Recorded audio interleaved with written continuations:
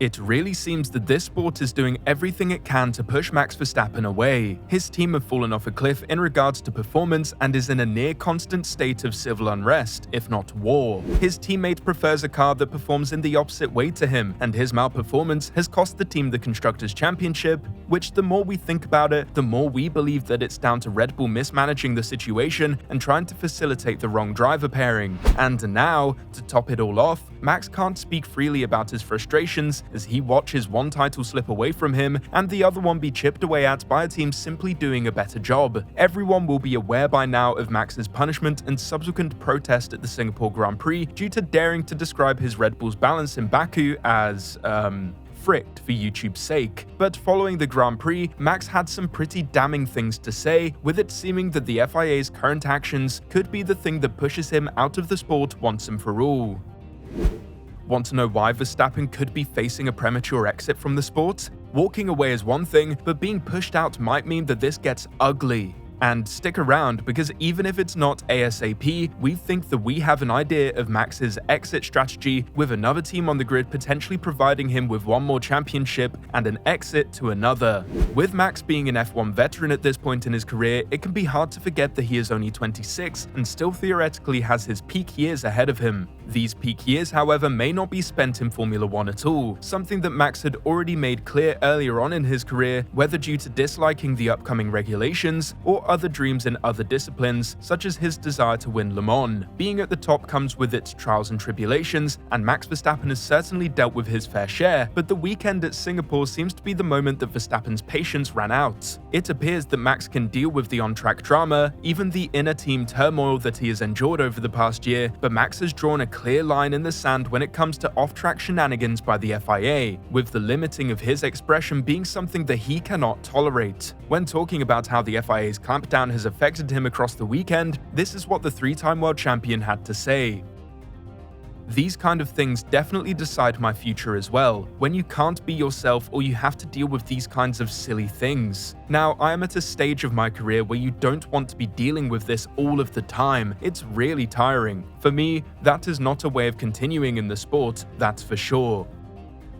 And the belief that all of this was a bafflingly silly and needless situation didn't stop at Verstappen, as his fellow drivers were also outspoken on how stupid the situation is, with it even generating laughter from some of his fellow F1 drivers and supposedly even in the GPDA group chat. A valid point is always brought up when drivers are called up on bad language, with motorsport being the only sport in the world where you can hear everything a driver says throughout the race. However, the punishment occurred due to it happening during media duties. However, even considering that, Verstappen claimed his expression being limited has made him think twice about staying in the sport for the foreseeable future, claiming, "If you can't really be yourself to the fullest, then it's better not to speak. But that's what no one wants, because then you become a robot, and that's not how you should be going about it in the sport. You should be able to show emotions in a way. That's what racing is about, any sport."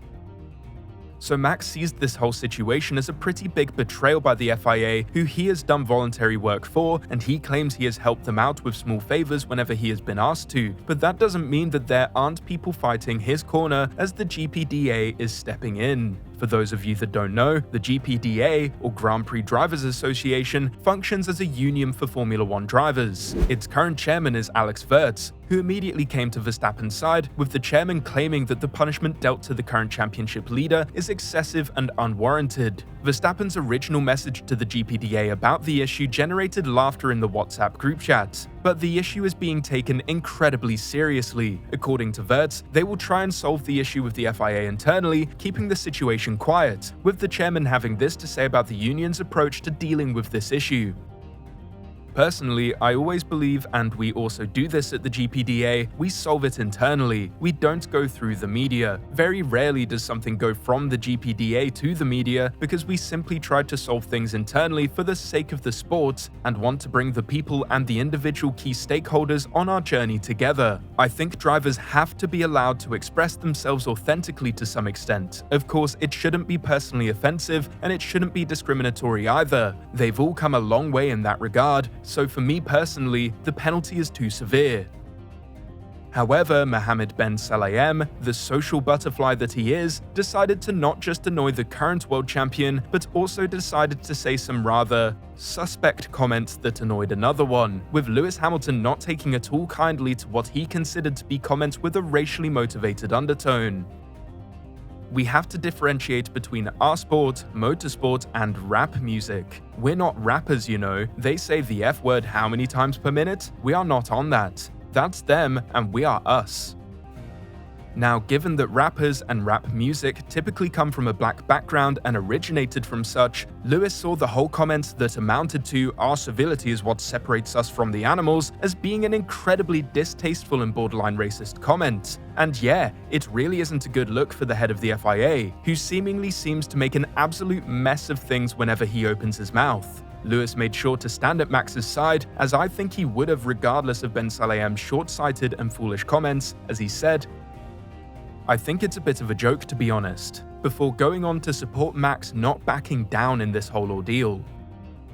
Also, perhaps Ben Sulayem needs a history lesson, as he doesn't seem to know much about the sport he has taken over. Yes, the term gentleman driver has been thrown around about the F1 drivers throughout the history of the sport, but in all reality, F1 drivers have been far from gentlemanly. You just need to look at previous world champions like James Hunt, Alan Prost, and even drivers as recent as Kimi Raikkonen to see that F1 drivers are anything but clean-cut and have historically been playboys, potty mouths, and ungentlemanly as it gets. Yes, the modern crop of drivers, especially since Schumacher's example of what a peak athlete should be, are far more brand-safe, easy on the ears, and well-behaved. But trying to take the edge off any further from them will render the sport being boring, smooth, and less emotionally compelling by removing any amount of humanity from the drivers that are the face of the sport. So yeah, it's not all about you, Mohammed, and what you believe, so maybe stop sticking your nose in where it doesn't belong.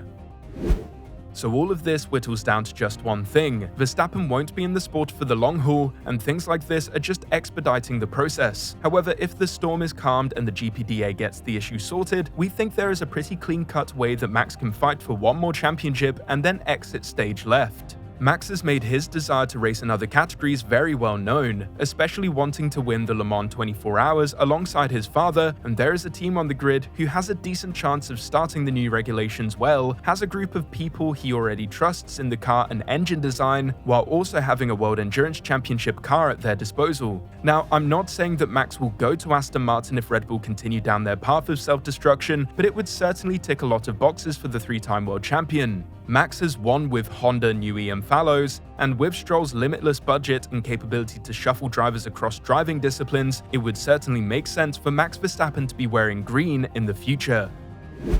But what do you think? Regardless of whether he goes to another team or sees out his contract with Red Bull, it's safe to assume that Max isn't going to be in the paddock for the long haul. So do you think that he'll find a way to bow out on top? Or will he simply disappear into the night like Nico and Mika before him? Let us know your thoughts in the comments below. Thank you for watching.